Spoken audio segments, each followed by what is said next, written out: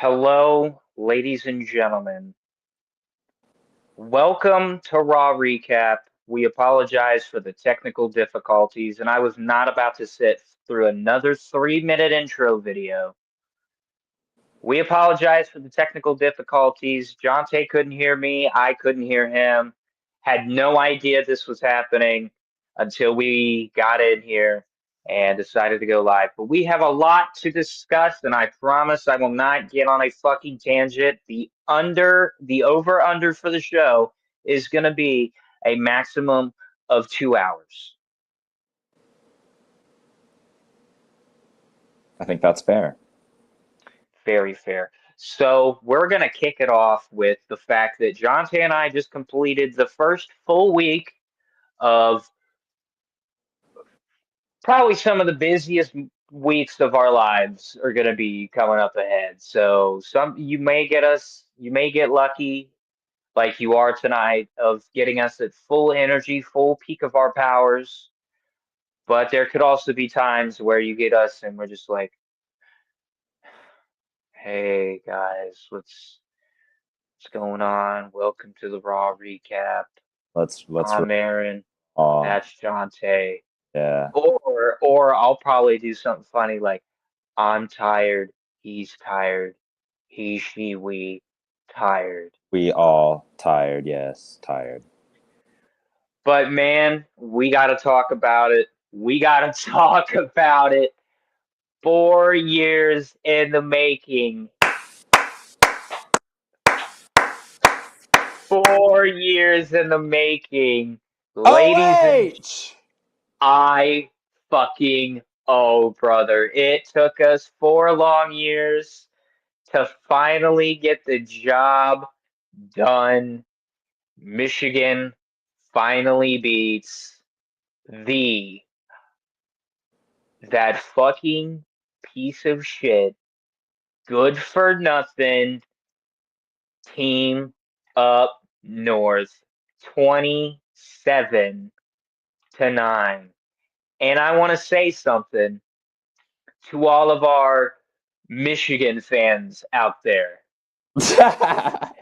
If you thought for 1 second that Ohio State was ever gonna plant the block O on top of the block M, nah. You guys got scared, you pissed down your leg for 4 quarters, and that was satisfying enough because you embarrassed yourself in front of your home crowd. And it's pretty fitting that in the fourth quarter, the the crowd just has enough energy because the rival this game is just so different, and that's what people down south will never understand until they come up north and live in Ohio and embrace the Buckeye culture. Because you piss down your leg, fourth quarter rolls around, and they're fucking singing Mr. Brightside, which is funny that it's a song about a dude getting cheated on, and Michigan was in a cheating scandal. But no, Ohio State, unlike the fucking that team up north, Ohio State actually has fucking class and would rather celebrate with their fans with something that we have been waiting 4 years for. I mean, I've seen it almost every single show. There is one jackass. There is one jackass that has to have that. It's been X amount of days since Ohio State beat Michigan. Well, guess what, motherfucker? Tick tock, clock's ticking. It's been now 3 days since Michigan. Actually, it's been 300 and what? Almost 370 days since Michigan last beat Ohio State? Mm. Sit down, take these scarlet and gray nuts in your mouth, Oh, and go about your business. Enjoy whatever shitty fucking bowl game. You guys probably won't even get a New Year's Six. You'll probably get like a bowl game in like 2 weeks. no, they'll get an Outback Bowl. They'll get a Pop Tarts. Pop Tart Bowl Jones. Yeah, yeah. Something like that. Listen, just to piggyback off of this, as an alum of the Ohio State Buckeyes, I'm going to age myself here a little bit, being a freshman during the 2014 national championship run, experiencing the Zeke Elliott's, the JT Barrett's of the world, the 85 yards through the heart of the South. Iconic moments like that. But I'm telling you, ladies and gentlemen, this iteration of the Ohio State Buckeyes is the most complete, and I'm going to be honest with you, the scariest version of the Ohio State Buckeyes I have ever seen to date. Offense, defense, special teams, they have it all. They have it all. So They congratulations. have it all. There is a reason why right now Ohio State is undefeated. Because and we will admit, week one, we were sitting there scared out of our fucking minds, like, man, what is this team gonna look like? Oh man, freshman first starter at Jones at quarterback, new running backs, but we got a freak at wide receiver named Jeremiah Smith. And let's not forget Carnell Tate. We got to put some more respect on his name as well. The Brendan Ennis's of the world, you The know. South Florida Express, those three boys, man. There is something in the waters in Florida that just breeds athleticism, and I just don't get it. And then if we want to run it, we got Bo Jackson back there just eating constantly. So it's like you're damned if you do, damned if you don't, you know? It doesn't really matter. It doesn't really matter. Doesn't So, really matter. but job's not finished. Ooh, Job's not finished. On to job's not finished. things. We haven't won the Big Ten title in 4 years. I would like that back in the trophy case as we go on to defend our national championship in the upcoming playoffs. Facts. Facts. I'm not going to say what I was going to say because I don't want to jinx it. Don't want to jinx it. But man, so, ladies and gentlemen, your boy spoiled himself this week. I got a fat ass paycheck from the week before, and I was like, fuck it. I'm going to purchase something. And I purchased something for the sake of content alone, for the sake of just pure content alone. I got it. I got that. This book is all elite. That's right, ladies and gentlemen. This motherfucker came in the mail, I think Friday or Saturday. And I've just been kind of perusing. I'm trying to just kind of perusing. They do have sections about CM Punk in here.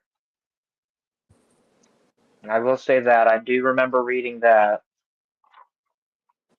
Ooh, ooh, ooh, ooh. This is a badass picture of Darby. See that? Oh, that is pretty sick. Yes, sir. It was Yes, sir.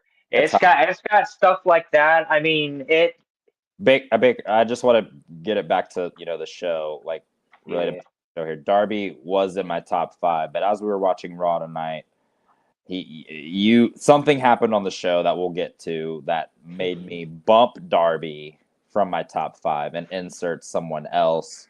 We'll get into that. Major updates on the top 5, at least on my side for the men. So let's get into Raw, shall we? Let's not draw this out. Oh, you don't even want to talk about Survivor Series, huh? Oh yeah, well, of course, yeah, the Fallout, sure, yeah. All right. All right. Give me just 1 second here. But yeah, ladies and gentlemen, that book, it honestly, I thought it was going to be a little bit bigger. That's what she said. I wasn't going to let you try to get that one on me. I That's awesome. think it's like,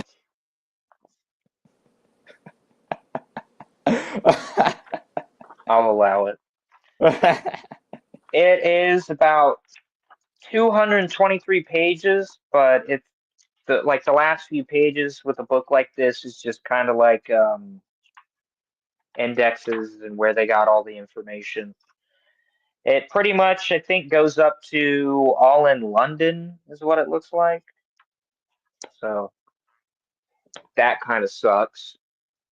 But, anyways, Survivor Series 2025 took place this past Saturday. The men's war games, pretty stacked. Nikki Bella was going to try to take, and I say try, was going to try to take the Women's World Championship from Stephanie Vaquer, Dominic Mysterio, and John Cena, and then the Women's War Games. So we will go ahead and just mosey on along. Team Rhea, which consisted of AJ Lee, Alexa Bliss, Charlotte Flair, Io Sky, and of course Rhea Ripley, defeated Team Asuka, which was Becky Lynch, Lash Legend, Nia Jax, and the Kabukis, Asuka and Kairi Sane, via submission. 41 minutes, 10 seconds. What did you think? So for wow, 41 minutes? Is that what you said? 41 minutes, 10 seconds is what it says on the old Wikipedia. Wow. Okay. I really enjoyed this match. I think, we kind of called this match before it kind of happened. We're like, okay, looking at this lineup, I mean, it's not as stacked as the men's, let's be for real. But, you throw in a Lash Legend, which, we both accurately predicted she was going to enter the match last, kind of protect her, you know, limit the exposure, but get enough exposure to where she seems like a threat. But, let's not throw her, completely in the deep end. But we want her in a good spot. I thought that was well done. I think Io had the spot of the night with the trash can flip off the top and like almost landing it. It was very, very impressive. Um, and then, AJ Lee ultimately getting the victory for her team. Yeah, I thought it was pretty well done. I gotta admit, as I was perusing the social medias post Survivor Series, there was a lot of pictures of, comparing the Blood and Guts women's match, comparing it to this WWE War Games women's match. And, you seeing Sky Blue turn to Sky Red on AEW, and no one in the women really getting any color. There's no color at all in a War Games match.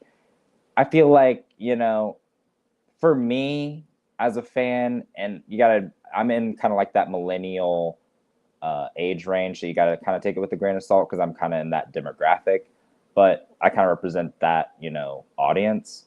So for me, I'm like, okay, if you're in the match is literally called a War Games match, you're in a double cage. You're going to tell me that, there's 10 women in this match and not one of them's going to get nicked or show any color. We're not going to get any like blood. Like it's not going to get like that crazy. I mean, sure.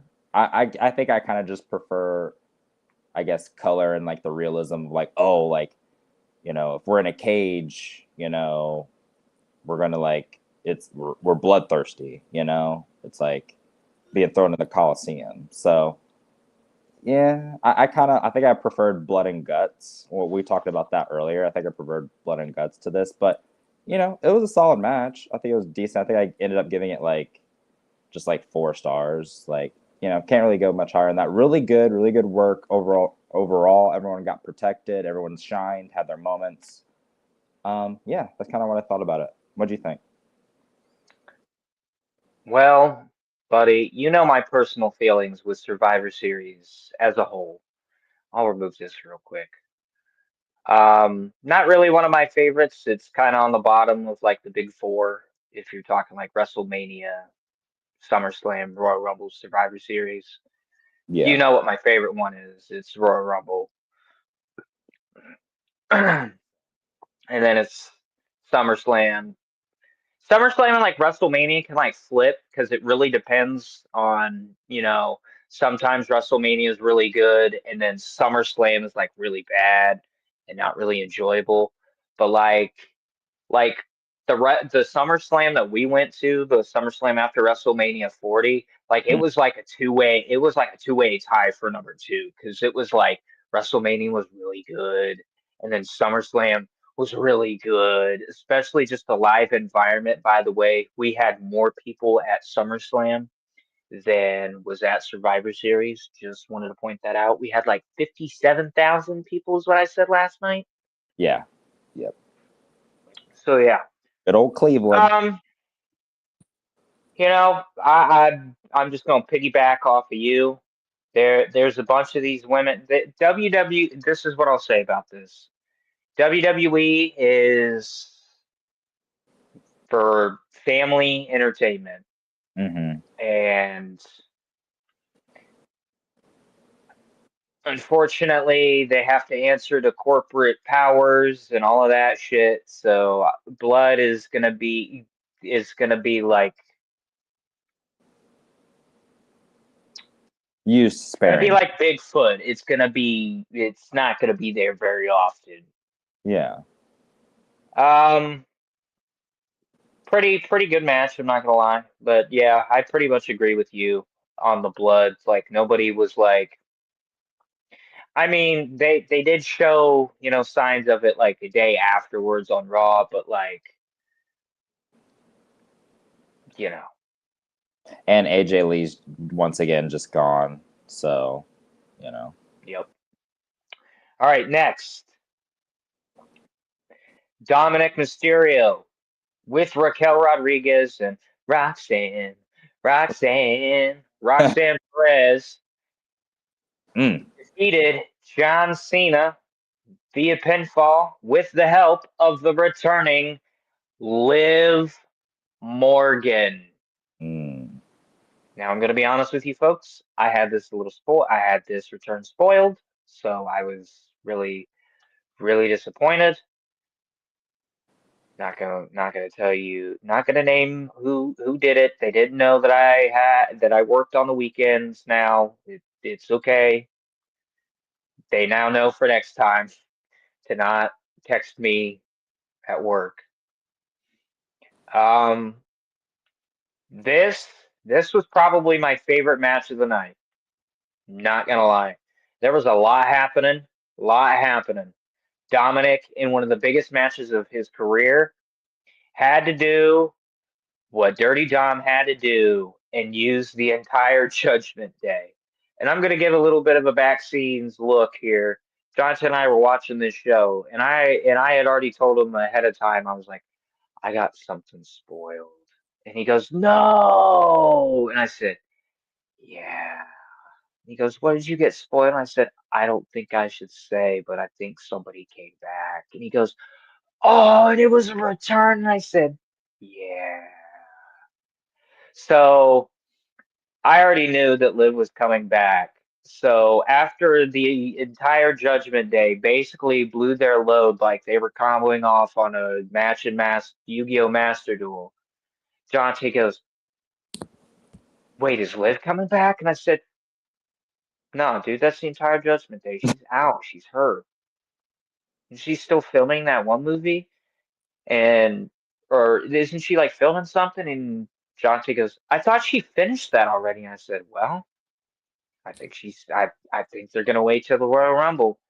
And then her fucking music hits. And I was like, damn, I really tried to play that off, huh? And he goes, Yep, you sure did. And this is the moment where Jonte knew. If Jonte was live in the crowd, this is where Jonte would stand up from his seat and look for all the people to give him his flowers. Because he said on this show that if Liv Morgan comes back, Dominic's winning this match. And wouldn't you know who won the pony? Dominic wins in the biggest match in John Cena's last PLE to become the Intercontinental Champion once again. Thoughts? I'm gonna be real with you, and I'll say this every week going forward for the foreseeable future. Dominic Mysterio and the Judgment Day are the best thing about Raw right now. I mean, I think it's a toss up between them and what we'll get into later on when we cover Raw. But yeah, Dominic is consistently doing amazingly as a heel, leading this faction.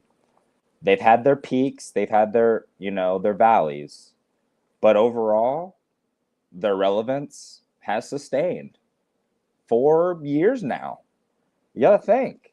I mean, it's had its different iterations over the years, but this version I'm really, really digging. And Dominic, this is huge for him. Becoming the IC champion again, double champ, it could be the catalyst that the Judgment Day needs to go on their gold tour again and go belt collecting. I mean, that's what the Judgment Day is about. When they're at the peak of their powers, is when they have all the gold, is when they're running Monday Night Raw, is when they're terrorizing Adam Pearce and calling the shots. So I think this is going to be the injection that they need and that Raw needs.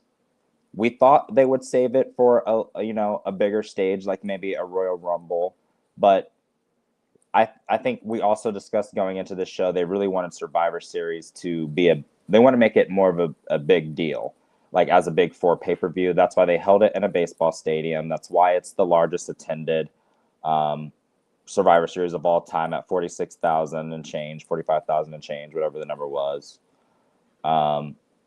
Still not surpassing SummerSlam, by the way. But that's neither here nor there. When tickets were actually affordable. And oh yeah, we got TKO prices now. So Yep. yeah, I loved it. John, doing the honors like he should as the grizzled veteran that he is. He's gonna ride off into the sunset. We've got one more date of John Cena, and then it's that's curtains on his WWE career.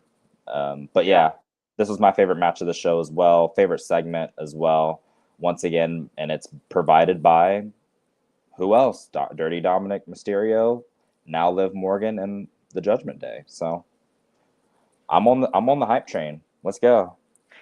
Okay. All right, ladies and gentlemen. He's obviously burying the lead here because he told me something, and I don't know if he wanted to wait until we got into it when we talked about Raw, but Jonte gave me some information about his women's top 10 that may shock you. So, you know what? I'm just gonna let that sit there. I'm gonna let that marinate, and we'll talk about it when we talk about Raw. Uh-huh. There was one thing that you forgot to mention. I was hoping that you were going to mention the look that Liv Morgan gave when Oh, she was wrapped around John Cena. Oh my God. yeah. And dude, what was with the slap to Dominic? Like what? I'm Like I was like, oh, still trying to piece it together. I'm not sure if I it's a know. ink thing. I'm not sure if it's a dominance thing or what. Oh boy. But he seems to enjoy it. It seems You don't think consensual. she's jealous because of Roxanne, do you? That's what. But we'll get into that more on Raw because I'm not sure. Liv, she's great at mind games, and she knows 100%. what she's thinking. No one else knows what she's thinking. So I don't know. Also, let it be known for the record that Jonte and I, thanks to some dumb bitch who was taking her sweet ass time giving us our tickets so we could park to go to SummerSlam, when we got to our seats, the moment that we got to see was pretty much after the match was over, and we got to see Dominic and Liv Morgan get together for the very first time. We were there live for this power couples like official union, bro. Yeah, Now to yeah. see it come, all the iterations now full circle again, her returning from injury, like WWE's power couple, like Seth, Becky, who? I don't know. I don't Right, know. right. All right, moving on. The next match was Stephanie Vaquer. She retains her Women's World Championship to who I now deem a wet dead fish, Nikki Bella. The only thing that I remember from this match was that comment of, wow, she's really taking these devil kiss bumps like a wet dead fish. That's all I'm going to say about it. Congratulations on Stephanie for your retainment. Love that. Love that. Anything else? No, I think that's pretty much it. I mean, you only watch this match to see Stephanie go over. You're watching this Yeah. match to see Nikki look up at the lights, and that's exactly what happened. So, solid Preach. match. Great devil's kisses. Awesome finish. Love. We got to find a name for that. I don't know what she's calling it. If it's the spiral tap or whatever, but it needs a name. It's beautifully done when she does it. Devil's wings. Something cool. That's what I'd call it. Fuck. Yeah, to But go. I mean, I'm a geek like that. So before I get into this next match, Dominic and John Cena went 16 minutes and 40 seconds. Stephanie and Nikki went 12 minutes 20 seconds. Okay. And then we got to the main event. The Vision, Bronson Reed and Braun Breaker, Logan Paul, my number one guy, Drew McIntyre, and the Beast, Brock Lesnar, with Paul Heyman, defeated CM Punk, Cody Rhodes, the Usos, and the Tribal Chief, Roman Reigns, via pinfall in 40 minutes and 30 seconds in the men's War Games.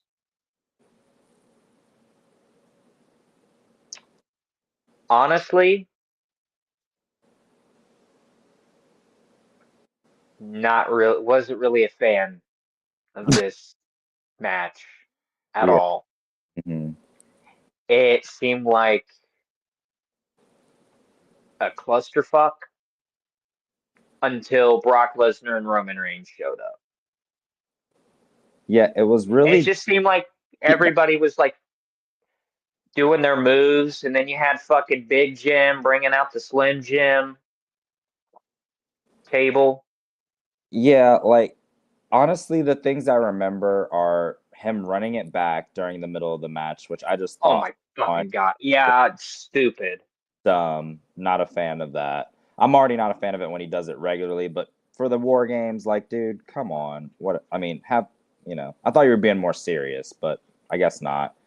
And then Um, I you don't have, mean to be Vince. I don't mean to be Vince McMahon or anything, but the he that Jonte is referring to is Jey Uso. Pronouns, pal.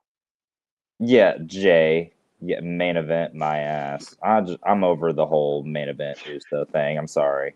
And then essentially from what I remember, it was just a beat down of the heels beating down Punk. I mean, Punk got his ass beat 7 ways to Sunday for most of the match. They got some Hmm. offense in, but like, and they all hit their Yeah, there was that but nasty Doomsday device with yeah, him and Braun Breaker. yeah, which that also we'll touch on again a little bit when we hit Raw. Woo! Yeah, that But was a bad bump. he had some things to say about that, and yeah, it was just kind of like a heel beatdown, and then you have the masked man, right? I Come to did. I wasn't going to mention that until we were just going to talk about just the match itself. oh well, I mean, Even though that is part of the match, I was just going to kind of describe the whole finish because I think the finish is fucking retarded. yeah, I mean, we'll go ahead. I mean, I wasn't a fan of it. So here's what's going on, ladies and gentlemen. All the baby faces are down and out, right? Braun Breaker is about to just beat the ever living shit. I mean, he's about to feed on CM Punk.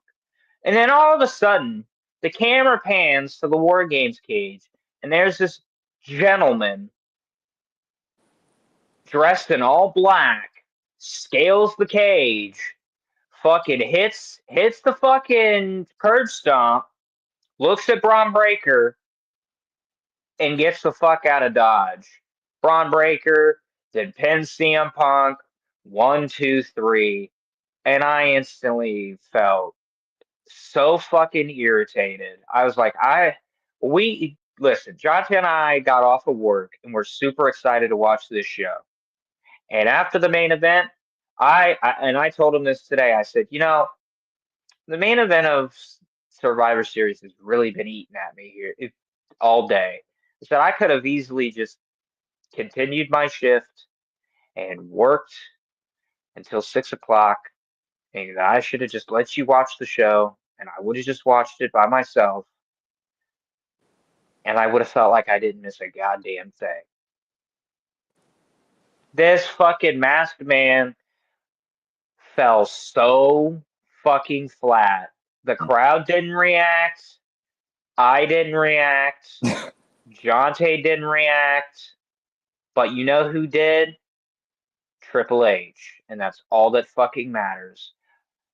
I give Survivor Series 2025 a whopping C minus for Mm. effort. And it gets a C minus on the backs of John Cena and John Cena and Dominic Mysterio. Sorry, I am blitzed out of my mind, and all I saw was Mysterio on my screen.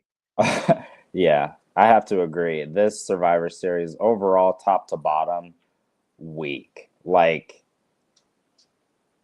undoubtedly, Dominic and John stole the show. That whole set, like, that's really the main takeaway from this show. Liv is back, Judgment Day on top, Dom on top. Like, that was like the big thing. Everything else, the women's, sure, they had good work rate or whatever, but like, kind of meh. Nikki Bella in any match, as much as I love Stephanie, everyone knows she's my number one, but you're working with Nikki Bella, so it can only be so good. And then you have the main event with just such a like flat finish like that. Like, no, like you said, no reaction. Everyone's just kind of like discombobulated and confused, like, okay. And then just the match is over. Okay. Well, that it was just so disappointing. So yeah, C minus. I think that's a fair assessment. I would probably have to go the same. Yeah, C minus, and could be much better, but you're lucky you got a C minus, and that's because of two men in particular and Liv. So Right. well, we got to do better. All right, Jonte. So before we move to the actual Raw recap, we would like to say that the Raw recap is sponsored by these three sponsors. And you see this little fucking QR code on the top right of your screen. If you take your phone and you scan that QR code, it's gonna take you to W's. And basically, what W's is, it's clean energy. Basically it's a drink powder, but it doesn't give you like all the jitters and the feeling that you feel when you drink a Monster, like you feel like you want to run through a brick wall. Kind of like how I feel right now, because I may or may not have sipped a Monster before we started this program, so I'm feeling a little wired. We are also sponsored by Space Panda. Space Panda is CBD Delta 8, Delta 9 gummies. Get yourself those quick, because possibly tomorrow, if you live in the state of Ohio, get your Delta 8 stuff now. Now while you can, because I'm pretty sure some of these gas stations at midnight are not going to be able to sell you your Delta 8 products. So get them now. I mean it. Like, keep us on, but like go get your shit. But anyways, use promo code SavagePod for 10% off on both Dubbies and Space Panda. And also, if you're looking for some new gear, some new hoodies, something to really keep you nice and cool, keep you fresh, Savage Pod 15% off at Cowboy Revolution Apparel. Thank you to our glorious sponsors. We appreciate you. Thanks. All right, ladies and gentlemen, we kicked off Monday Night Raw with the recap of Survivor Series. And then we kicked off with, and I find this to be a fucking hilarious joke. We kick it off with Riho, but not that Riho, not the one in AEW, not the tiny little Asian girl in AEW. No, we kick it off with Rhea Ripley and Io Sky. And they're talking about they want the Kabukis. They want tag team gold. But there's another team out there that says, not so fast, bitch. I'm still the queen, and you're not. So why don't we just settle this, and whoever wins gets the Kabukis, and we get our main event.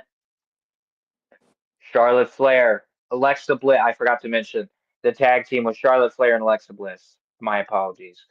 Charlotte Flair and Alexa Bliss will take on Riho, Rhea Ripley, and Io Sky in our Raw main event.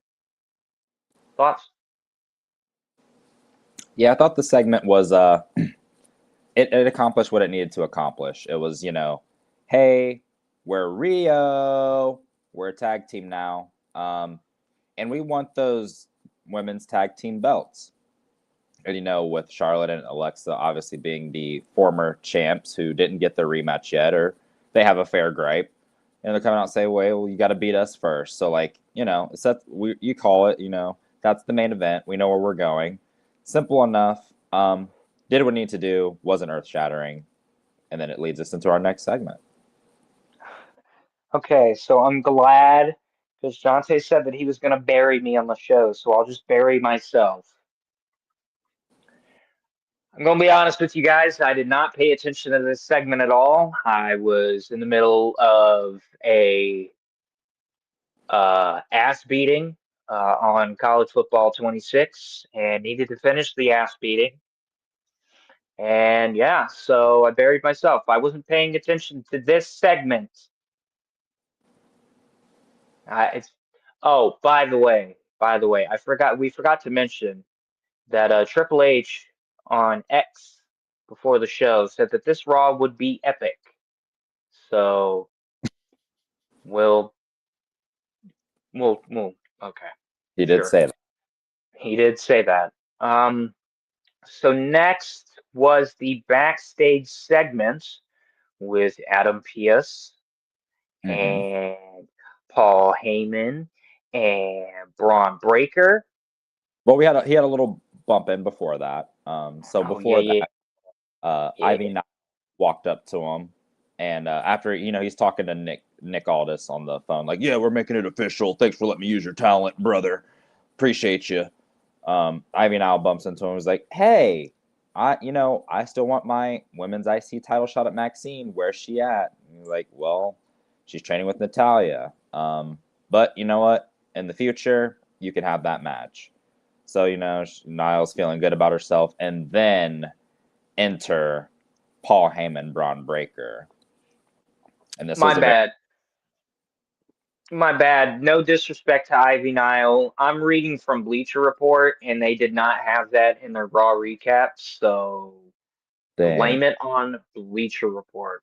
So we get a backstage segment. And I'm only using Bleacher Report to kind of refresh my memory from early in the show because Jonte and I get pretty fucking blissed when we watch this show, okay? So, the first couple of segments are kind of a blur. Backstage, we get Paul Heyman and Braun Breaker approach Adam Pearce, and, Paul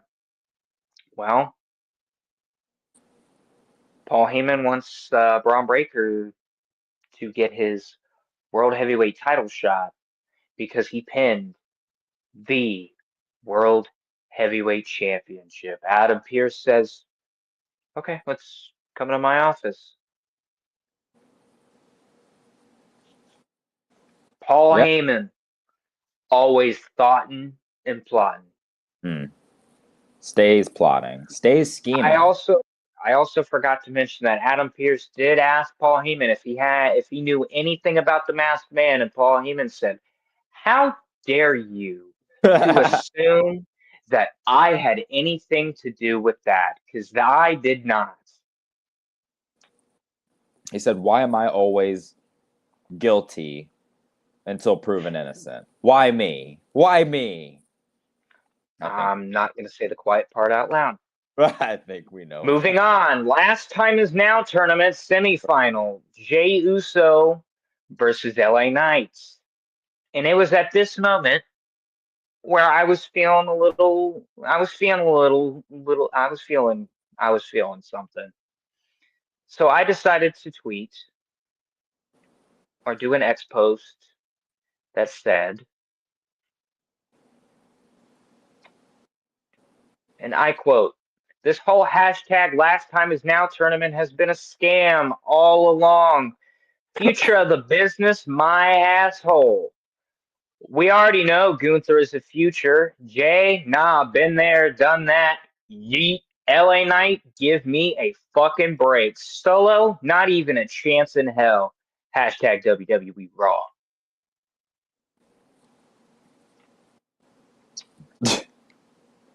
So yeah, Wow. Jay Uso versus LA Knight.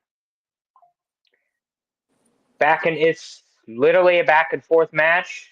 Jay will end up hitting um, some of the worst looking spears I've ever seen. Oh, I mean, atrocious. fuck me, bad. Yeah. LA Knight answers with a megaplex, but neither being able to keep the other down. Later in the match, the former world champion Jey Uso hit a Uso splash, but when he tried for the pinfall, LA Knight shifted his weight, executed a crucifix roll up, and scored the what I would call an upset win. Shocked me. I did not. I am going to be honest with you. I did not expect LA Knight to um to win. Honestly, I thought I thought because you planted this little fucking seed in my head while we were watching Survivor Series, and you were like, "Man, we're not really gonna get Jey Uso and Gunther in the finals, are we?" And I was like, "Oh man, I think we are." And you took a rip of your blinker, and you were like, "That's so fucking lame."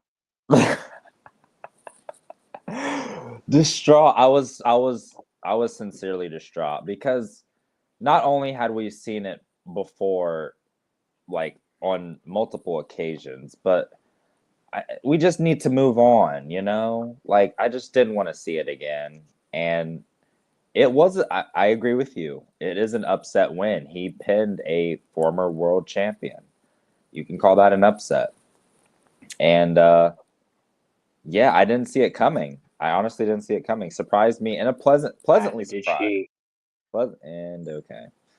But I was pleasantly surprised. And when this review here says it went about 11 minutes.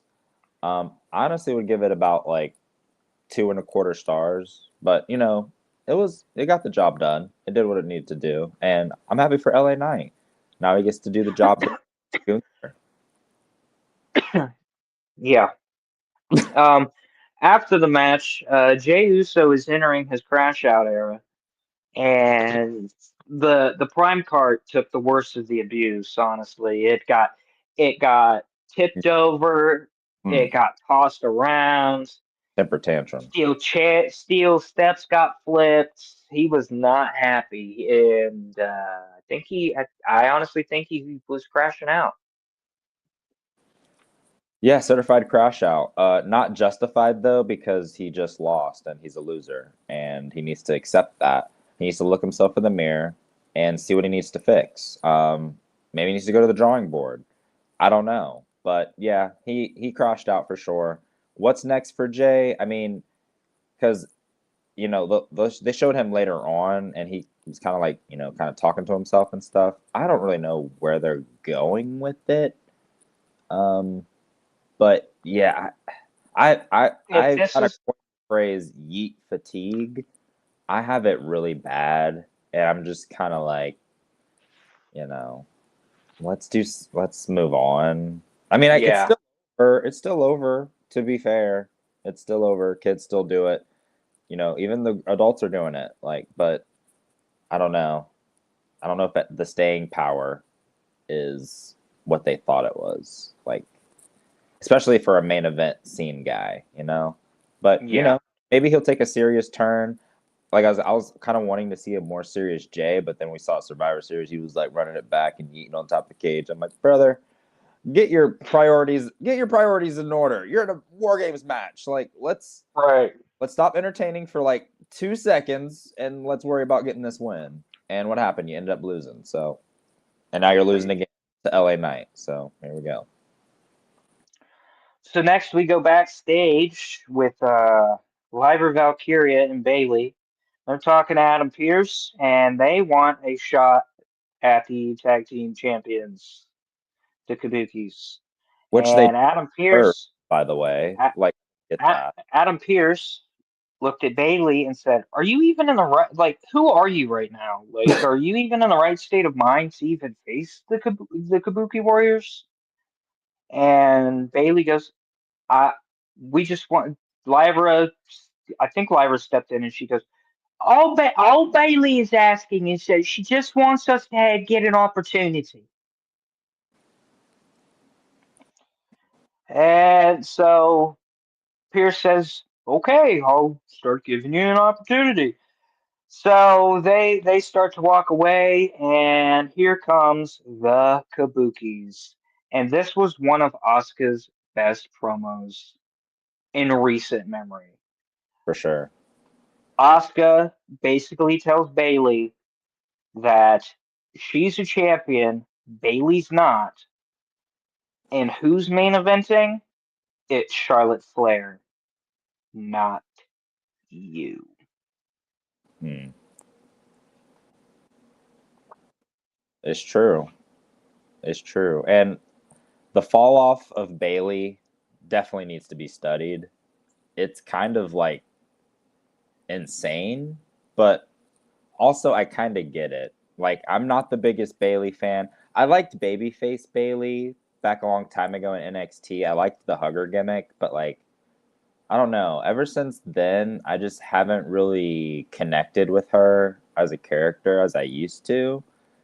So to kind of see her floundering in the women's tag team division with Lyra Valkyria kind of tracks for me, anyways. Just because, like, I mean, I'm not the biggest Bailey fan right now. Probably won't Bird be. model. And Asuka cooking her like that was great, and it was very short and effective.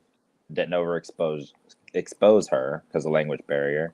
Yeah, I thought that was a great segment, and it's maybe Lyra and Becky will like, or no, sorry, Bailey. Lyra and Bailey will like get serious and go on a run and maybe win some matches. But until then, until my eyes tell me that you're serious, like you're for right now, you're just some girl that says woo and thinks she's a bird, and someone who has like Bird split model. something. I don't freaking know, but they need to get it together. They need to get it together. Facts. So I'm gonna be honest with you. It was at this point in the show where I was asking myself, "Hmm, still waiting on the epic." But it was short lived because here comes the new Intercontinental Champion, Dominic Mysterio, with the rest of the Judgment Day in tow. Um, he gives props to his Judgment Day teammates, Finn Balor, JD McDonough, Roxanne Perez, and see, look what you've started having me do now. I'll get that. We'll get that over. Yeah, we will. And Raquel Rodriguez for helping him out Saturday. But then he called out his main bae, Liv Morgan. She takes the microphone and says, "I'm back." She talked about missing Dominic and her Judgment Day friends before turning her attention to rumors and speculation that the group has gone weak and is falling apart. She said Judgment Day now runs Monday Night Raws and is coming for everything and everyone. Morgan then, again, slapped Dominic before jumping in his arms to close things out. Now, when Liv was giving props to Judgment Day, she gave props to Finn, JD, Raquel. Didn't mention Roxanne. Well, I think she mentioned Roxanne, but like afterwards, like after everything was done and over with, she didn't really acknowledge Roxanne. I just want that to be just not trying to like start anything, not a rumor mill, but just something to pay attention to and watch out for the future, right? Is what I think about it. But I mean, I love this segment to be honest with you. Like the fact that we're now at full strength Judgment Day again, because man, I have missed Liv Morgan so much, guys. Like Baker reiterated earlier, being at the SummerSlam 2024 show, watching the union of Liv Morgan and Dom for the first time, now seeing them reunite after she's been filming a movie, which I'm very excited to see, by the way. I'm going to have to keep an eye out for it and look it up because I do want to see her acting in that when it comes out. But this segment was so good. And like the slap of Dom jumping into his arms and rubbing the nose, the little kiss on the cheek, like, you know, it's kind of making me think that, you know, I mean, Dom is obviously the double champ, right? The mega intercontinental champion once again. But it kind of seems like Liv might be the real leader of the Judgment Day. I don't know if anyone else kind of like is picking up on that or thinks that. I mean, obviously, it kind of like Dom is kind of like front and center right now and is kind of like the face. But as far as like maybe being a puppet master pulling the strings, maybe that's Liv. And now that she's back, maybe she can like pull the strings and bring the gold back to the Judgment Day where they think it belongs. So awesome segment. I love everything Judgment Day right now, especially when you're trying to push two like heel factions on the same show with the Vision and Judgment Day. Sometimes that's hard to do, but they seem to be making it work right now. I mean, I enjoyed it. So The movie that she's going to be starring in is called Bad Lieutenant Tokyo. right, Bad Lieutenant Tokyo. I believe she's playing like a kidnapped president's daughter or something like that in the movie. I And think that I read her role was. Kind of made me think of like the plot to Resident Evil 4. but yeah, dude, we said it when Liv came out. The Gooner juice exploded in that fucking arena. Oh, Holy she shit. has also re-entered my top 5 women's wrestling list again. She's cemented her spot once again. I love Liv Morgan. She's great.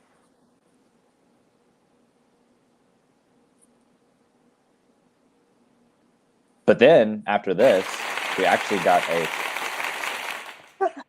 we actually got a segment about one of your favorites, actually in your top 5. We got the Maxine Dupree training in the dungeon with Natalia. What did you think of that whole presentation? Well, All uh, right, I'm gonna have to ask you to get up on out of here. Ladies and gentlemen, this segment was so hard for me to fucking watch because it just made me realize that fuck, maybe Maxine Dupree is not ready.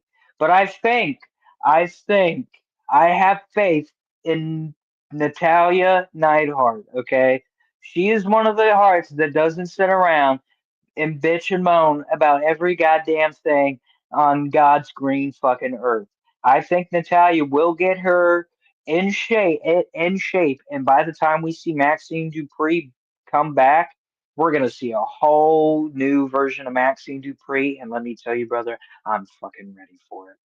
There is just something about her that just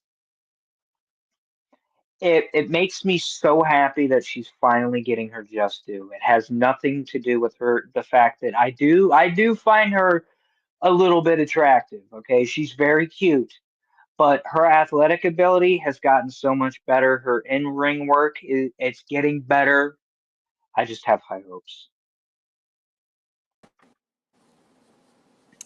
I think it's great to have high hopes. She's very athletic. She's very tall, very long. I think she has potential. I like the vignette of her running drills over and over with Natty, and like it's dark. It's like shot in black and white. It, like looks gritty, and they're really getting in there. But my whole thing is, what is this going to like lead to? Like when she comes back, like will Natty return like with her? Will it be like in a quasi managerial role? Will they be like, That's where I think it's gonna go. yeah, I think that we're gonna see two things here. This is my prediction. I think we're gonna see two things here. We're gonna see a whole different wrestling style to Maxine Dupree. I think she's gonna start tapping motherfuckers out. And then we're also going to see this new character of Natalia Neidhart as being like, hey, my in-ring career's over, but I can be like this fucking like badass coach. Because have you seen some of the shit that Natalia does when she's not doing WWE shit? It's scary. yeah, like in other promotions and stuff, or Like, give me that Natalia when the time is ready to bring Maxine like back on TV. Like, give me that Natalia with this new improved Maxine Dupree, and I think the sky's the limit. I just think that Maxine will just start like working body parts and making people tap. yeah, I'm kind of thinking like a female Chad Gable or Kurt Angle type of build for her, like just like maybe becoming more maybe mat based, like maybe like more technical. She's like picking up more technical things, and yeah, I could see like her just going on a streak where she's like choking people out, tapping people out, whatever. So we'll see. I mean, but they've got to really like commit to it. Like they can't like how WWE can be sometimes. They'll like do these stop start things and they won't see things through all the time. So we'll have to just Yeah, watch how it develops. But yeah, I think this guy, especially with her already being like the IC champion, anyways. You know what I mean? Like, yeah. Big pressures on that woman's shoulders. I just hope that she can hold up. Um, Next match was the World Tag Team title match, AJ Styles and Dragon Lee versus the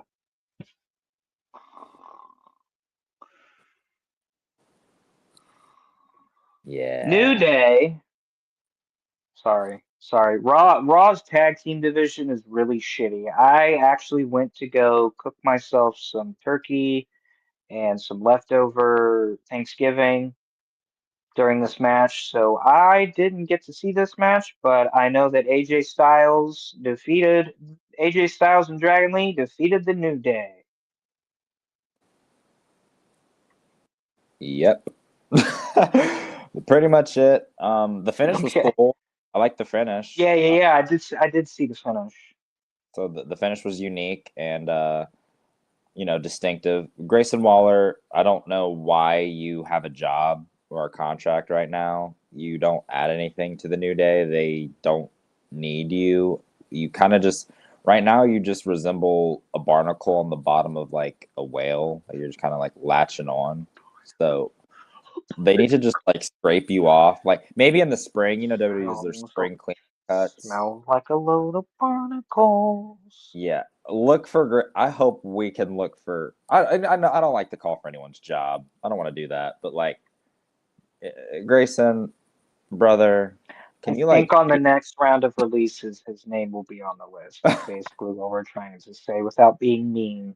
Yeah, just get out. But yeah, match was awesome. We got fighting world tag team It's champ. not, listen, it's not because we think that you are a shitty wrestler. I think he's got talent. It's just that he has the charisma of a black hole. So there's that. Yep. Um, so backstage, this is where I ended up coming back after being a fat stoner. Backstage, Liv Morgan approached Women's World Champion Stephanie Becaire. and casually reminded her that she is back, hinting that she will be the next challenger to La Primera's title. And what the fuck did I tell you when Liv came back at Survivor Series? I said, ooh, Stephanie McCare's days with that title may be numbered. No, no. Let's not get Oh into. no. Let's not do this. Okay. Listen, she's my number I one. mean, if you don't want to get into it, we can get into the next segment because I know what the next segment is. Yeah, yeah. I want to get into the next segment. I want to talk about that. It was the best Yeah. part. Yeah, I don't think Jonte's ready to cope with the fact that Liv Morgan's about to take Stephanie McCare's women's world title from her. But anyways, moving on, What? we got one of probably the best goddamn segments Yeah. of 2025 on Monday Night Raw. We get the Vision promo. And apparently Logan Paul may or may not be a full-time Vision member because he came out with the Vision here. He is. He's joined them. I think he's an official member. Okay. So, after the Vision's victory at Survivor Series, Paul Heyman gave a shout out to everybody under God's green earth except for his own mother, before labeling Braun Breaker the uncrowned World Heavyweight Champion. This is Braun Breaker. I'm upset. I'm upset by how easy it was to pin CM Punk. I will. He goes. I can't believe that I grew up watching you, and I'm standing across from you, and I finally realized to myself that you're nothing but a. What did he say? Soft ass bitch. Yeah, he called him a soft ass bitch.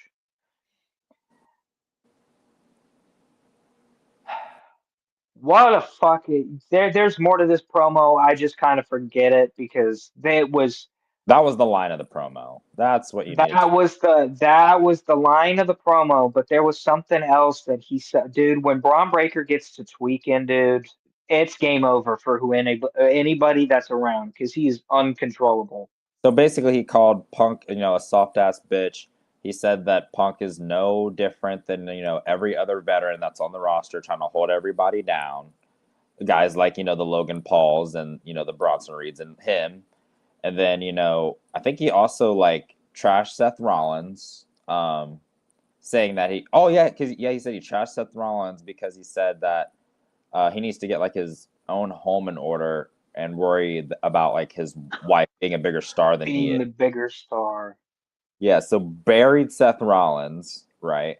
And then he said on the first Raw of 2026, which was announced from Brooklyn, he will have his World Heavyweight Championship match with CM Punk on the first Raw next year. And he was really mad because remember there's a scary bump that happened inside the Survivor Series.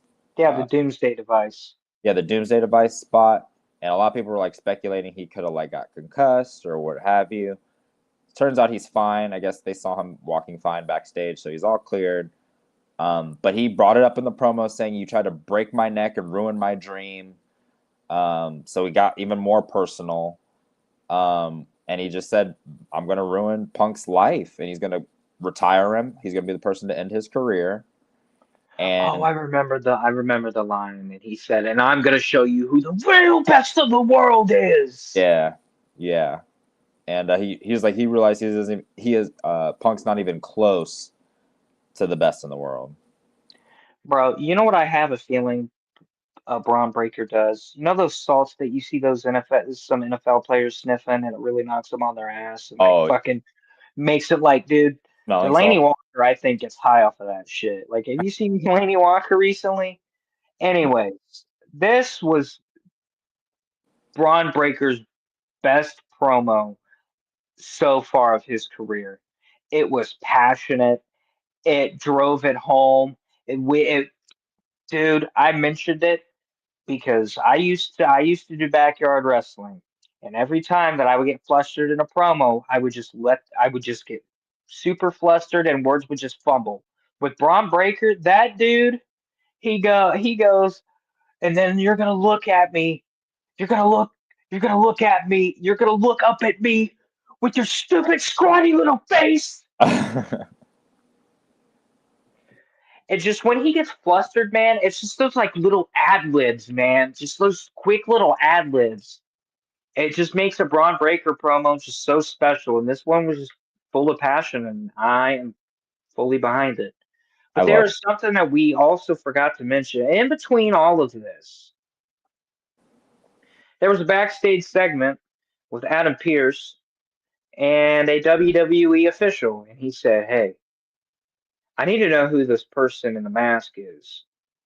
After you're done with doing your business, I need you to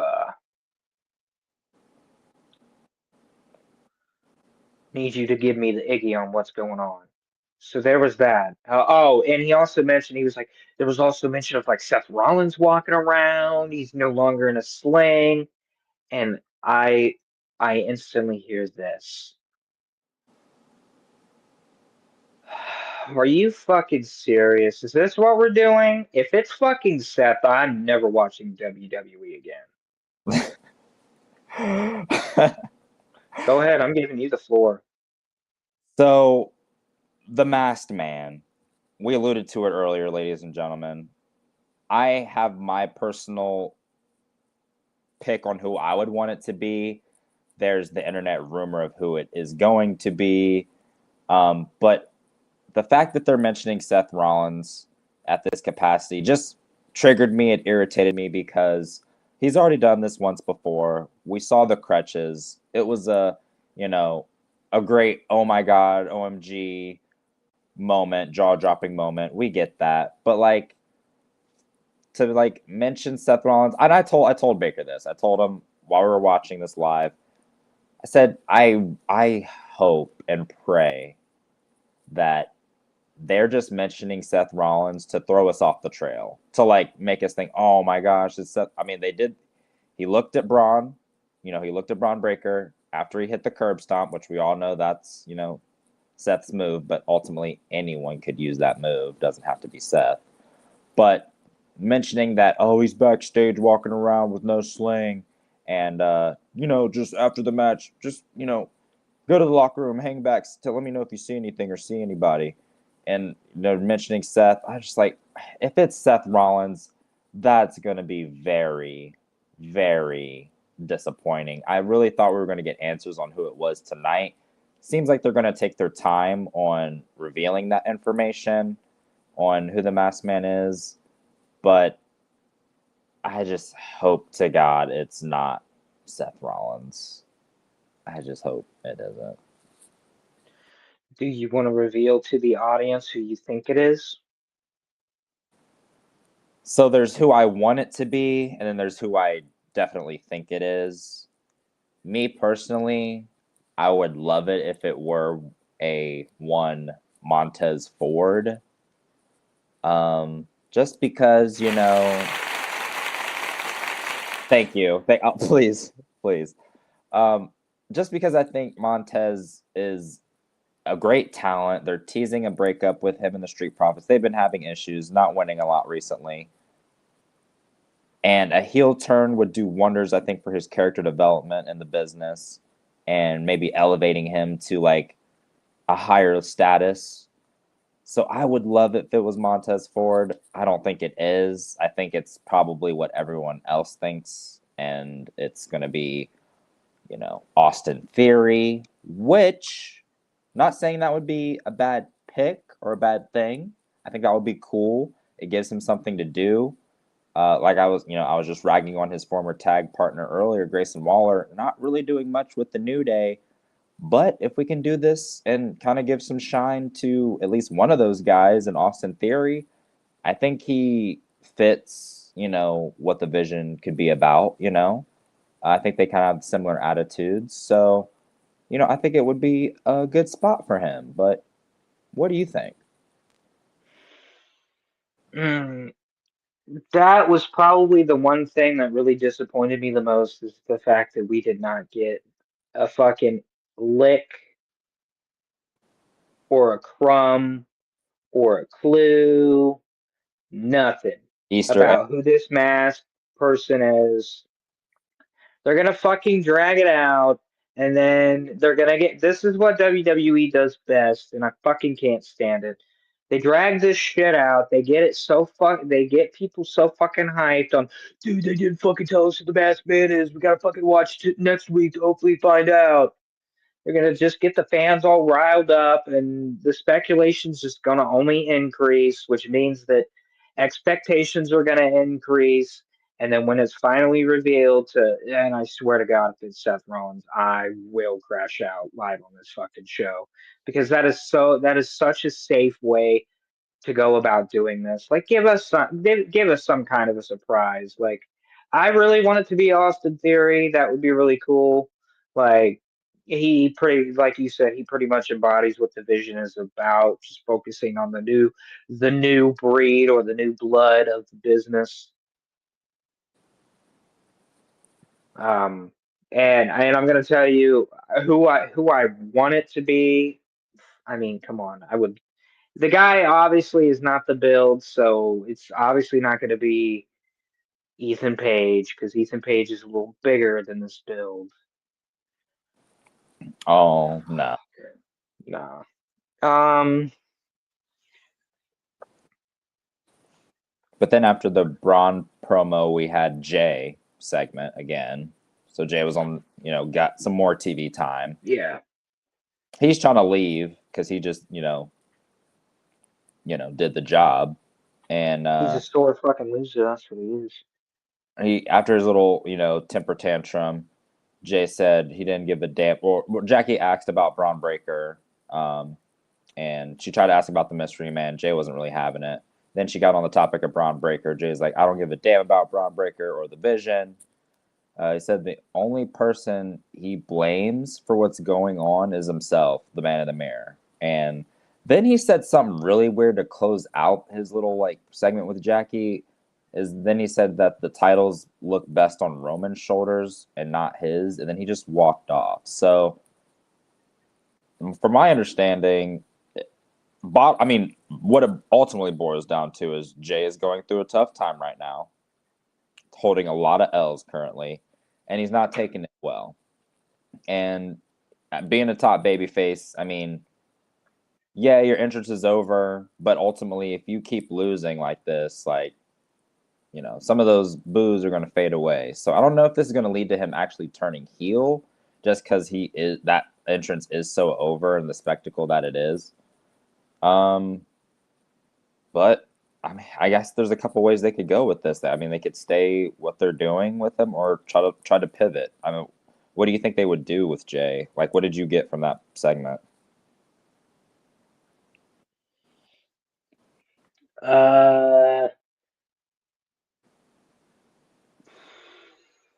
Honestly, I think I think Jay is like kind of low key like losing his mind.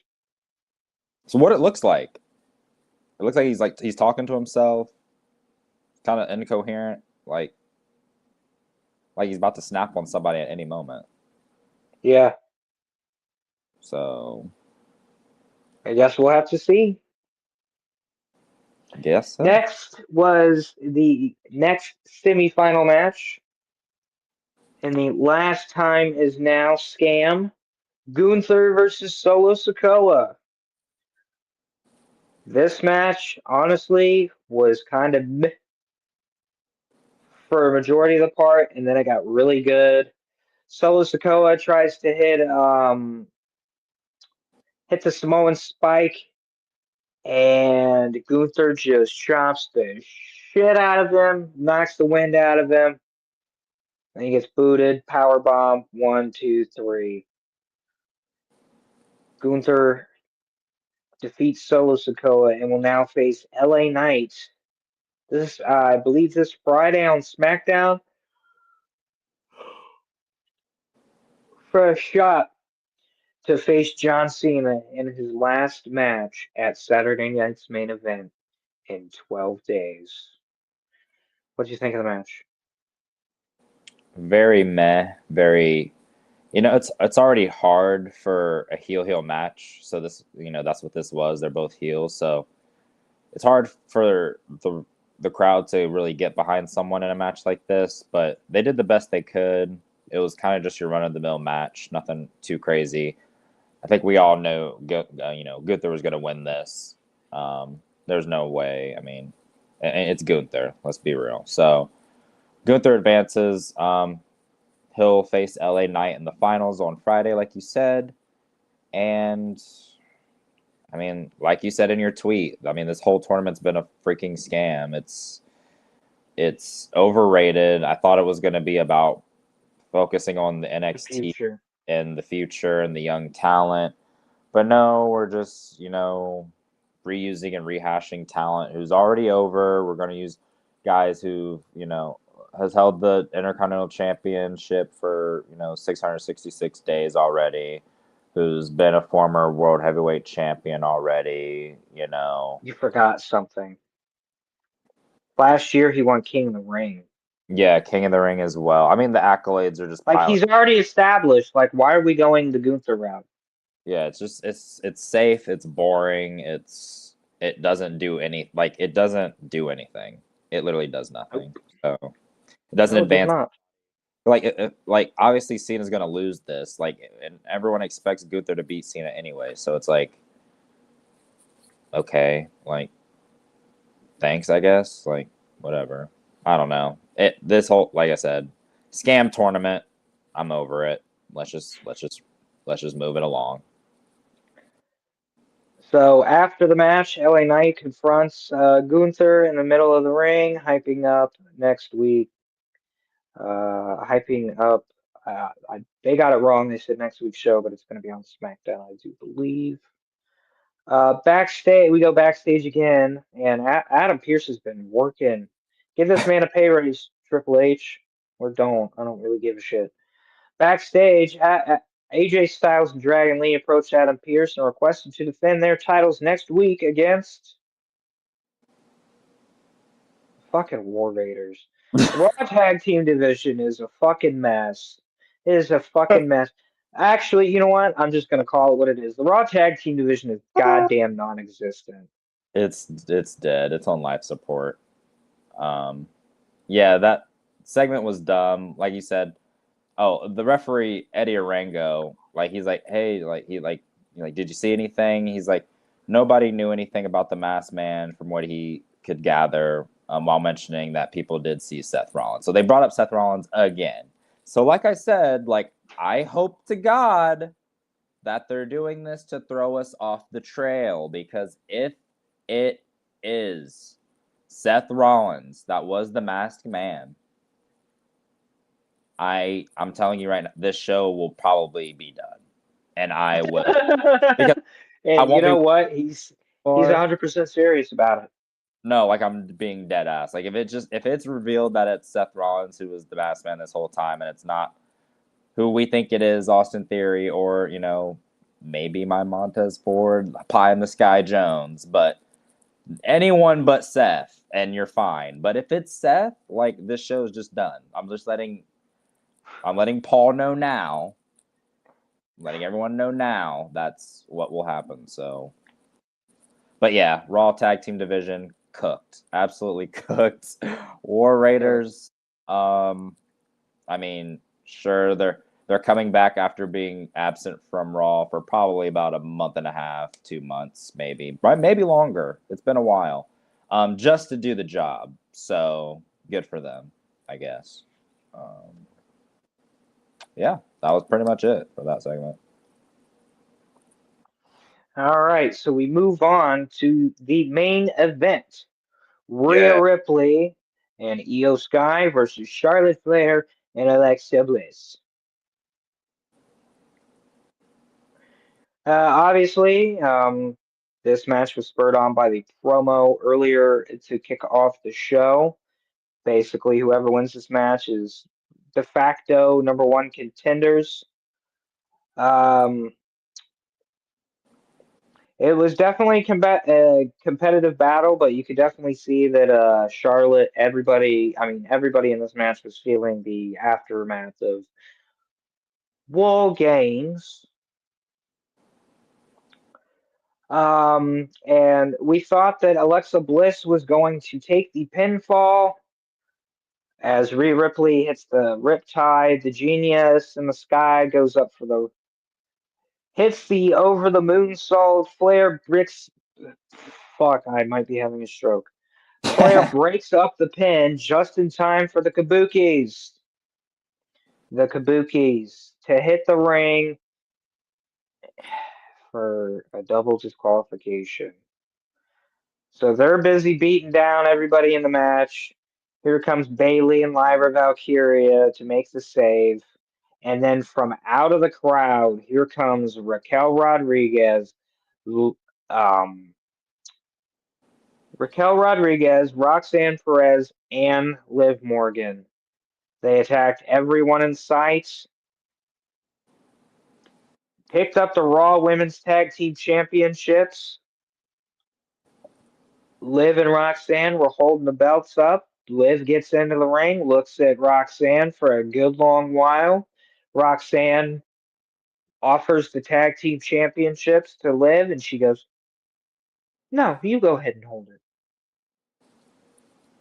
And we end the show with the women of the Judgment Day holding the Raw Women's Tag Team Championship.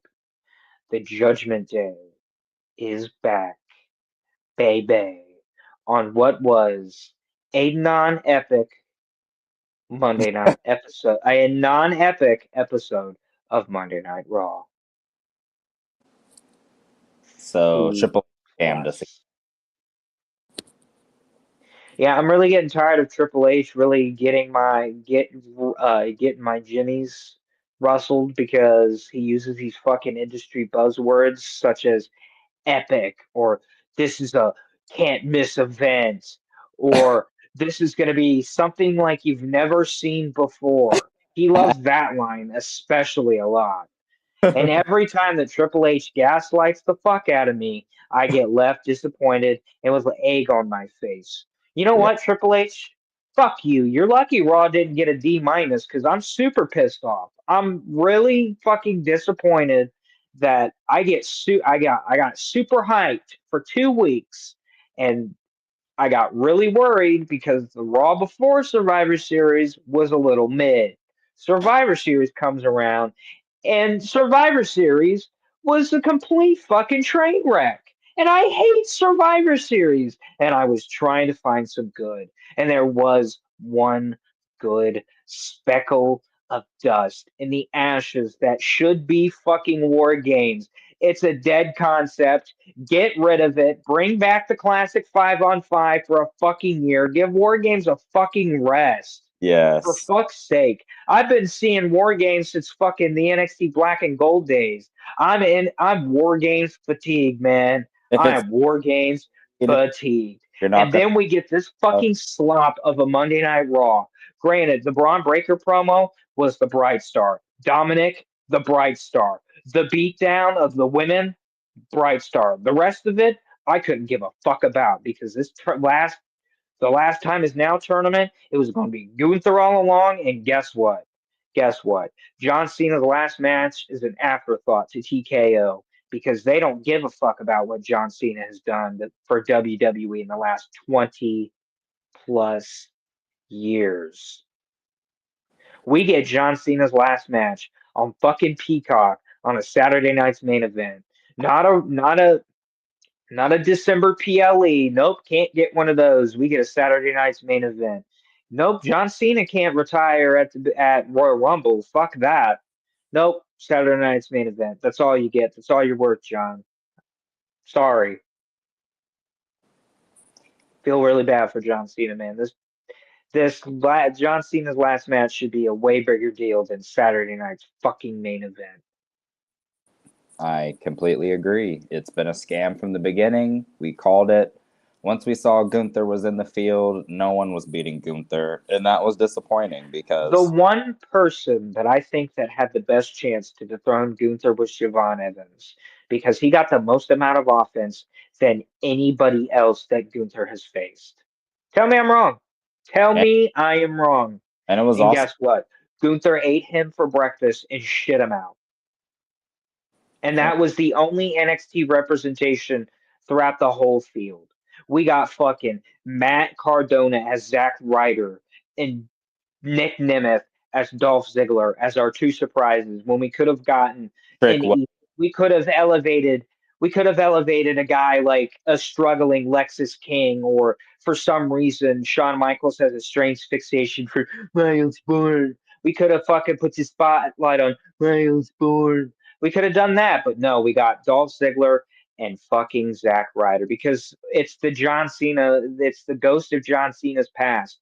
Oh, and by the way, we also got the Miz twice. Not once, but twice. He lost twice in this tournament, ladies and gentlemen. Twice. Couldn't have had somebody from NXT face LA Knight. Fuck that. Nope. Couldn't do that. They're too busy dealing with TNA. Couldn't have put like a Tavian Heights in there against an LA Knight. Give Tavian something to do. Nope. Couldn't have done that.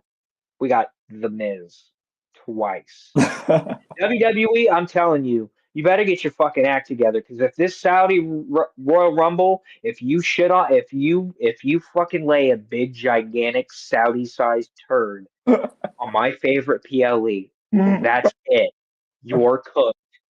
I will not be watching. I will defect. This won't be Raw recap no more. This will be the AEW recap. Fuck around and find out. This year for Whoa, you WWE, said a lot there. it's had its fucking moments of where I've gotten excited to see some things like, hey, where the fuck is Fraxium been on SmackDown? Crickets, exactly. Road Dog, what the fuck, bro? What the fuck?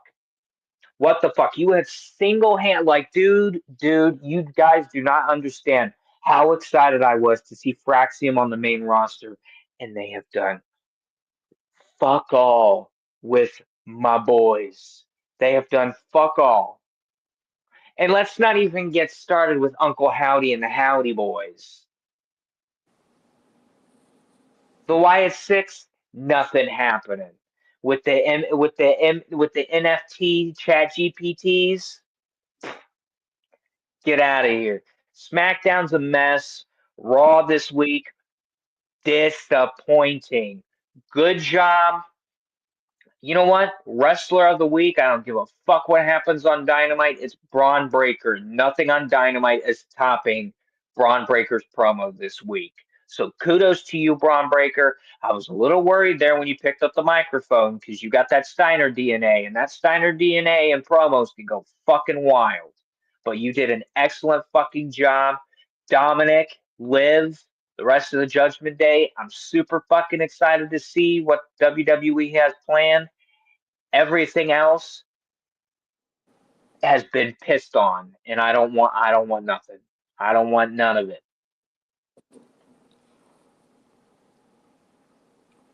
Wow. You done? Yeah. Yeah, I'm good now. Okay. Well, yeah, just to piggyback off that, it's easy to see the best part of Raw right now are the heel factions. It's the Vision and Judgment Day. They're carrying everything right now. So obviously on Raw, Dominic and Liv and the Judgment Day were the bright spots. Their first segment, and then the girls coming in later to jump the women. And I really liked them holding up the belts and Roxanne paying homage, showing respect, putting the belt, offering the belt to Liv, and then Liv saying, no, you take that, you deserve that. I've been watching you, I acknowledge you. And Baker, with Roxanne being my number 2 and Liv being my number 3 now, it's like now that we're all all on the same page and there seems to be no tension. That's what I was worried about because they were kind of teasing it here and there. Roxanne bringing Dom tendies and wanting to go talk to him and stuff. I was like, is this going to lead to something? But we're all on the same page, so that's great. I love the Judgment Day, love the Vision. Like Baker said, Braun Breaker, stole the show. Absolutely the best part of the show was his promo. One thing I will say about Braun is like I like his promo style tonight. What I think he does need, and I don't know, maybe we can like workshop something, but I feel like he needs like a punchline or like a catchphrase kind of that he can use to kind of like close out his promos. To kind of just give it like a, exclamation point, to, like end it. Maybe he Yes. do something that like kind of like plays in with like the dog thing, like the dog pound, like something like that, like getting them to bark or something. Like he should talk to Heyman about it, workshop something, but I think that would really put him in a good spot that he can kind of like have something to fall back on to close his promos with. But yeah, I love his style. Me personally, I would like to see him do that little like that tweak thing where he like twitches. Like I would like to see that like a little bit more, just like when he gets like only save it for like when you're really pissed off though. Like don't do it like every promo, but like when you're like really like want to drive a point home and he like I want him to get like so frustrated where like he just like stops mid promo and just starts like just like and then like maybe Paul Heyman comes from behind like relax, like starts rubbing his back like it's okay, like calm down, and like he just like calms him down. He gets back into the promo. Like I think that would be a cool presentation, just like my own creative mind. Mm-hmm. But yeah, they're carrying the show, but everything else sucks. The tournament scam, very disappointing. Like Baker said, I think it could have been really well done trying to put over some more NXT talent, throwing in a Trick Willie, throwing in an Obafemi. Those would be two guys that you could slide in and actually think they No, could but roster guys. instead, Obafemi is still on NXT dealing with fucking Ricky Saints because he didn't get his rematch. Like exactly, and that's Like if they have Ricky Saints beat Obafemi twice clean in the middle of the ring, no, they won't. there's no way. There's no way possible because I'm pretty sure that they're gonna fight each other at Deadline, which is this Saturday. Oh, is that confirmed? I don't even know the card. I don't. I'm not sure if that's confirmed or not, but that's what I'm assuming because that's kind of been like the main title picture. Yeah, I've seen the promos. I've definitely seen the Yeah. promo. So But nah, I want to throw a tinfoil hat theory to you. I think secretly, I think all of this stuff that Liv Morgan's doing, like being nice to Dominic, being nice to Roxanne, it's all a fucking ruse. That girl has the eyes of fucking Medusa, brother. Has the eyes of Medusa. And yeah, I think these slaps are intentional. yeah, she's plotting.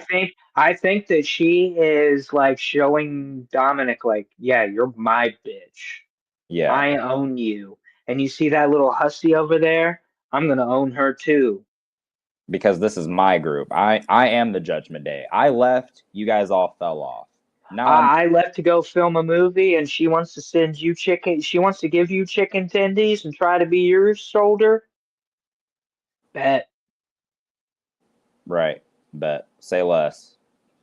Oh, and you But lost your oh, belt while I go was ahead. gone. You lost your tag belts while I was gone. Everyone lost their gold while I was gone, and now I'm back. And what happens? You get your IC title back.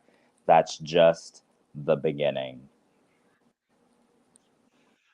So yeah, Yeah. All right, ladies and gentlemen, I think that's it because that last little bit of energy in that fucking promo that I just cut, that was it for me. I'm out. I'm out of energy. So I think we're gonna end Raw recap this week. Little bit of a long one, but guess what? Under 2 hours. I'm Aaron Baker I'm Jonte Davenport. / Keo World. Go like, comment, subscribe. He just dropped a video about season 3 of One Punch Man that I think everyone that is a fan of anime and a fan of the One Punch Man anime in particular should all watch because he brings up some very valid points that I don't think a lot of anime watchers, myself included, ever put into consideration. And that's the fact that the animators are over fucking worked. So sometimes they get a lot of shit wrong. Some things will fall through the cracks because they're over fucking worked. But go check out the fucking video. He describes it in better detail than I can. If you haven't already, like, comment, subscribe to this channel, his channel, Keo World on YouTube. And that is it. My final thoughts is this. Triple H, I'm dead serious. Fuck around and find out. This is Raw Recap! Podcast Raw Recap!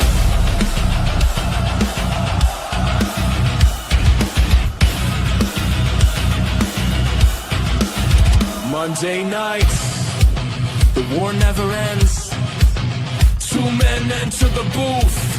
Only one truth survives. Yo, I'll turn the volume up. The kings on the mic, Aaron in the building, dissecting the fight from the opening pyro to the final bell. I'll break it down raw, send it straight to hell. Suplex the segments, RKO the takes. If the book gets trashed, then the table breaks. Who's running the show? We are. Who's dropping the truth? We are. Who's got no filter? S7 Wrestling. We are. This is Raw Recap.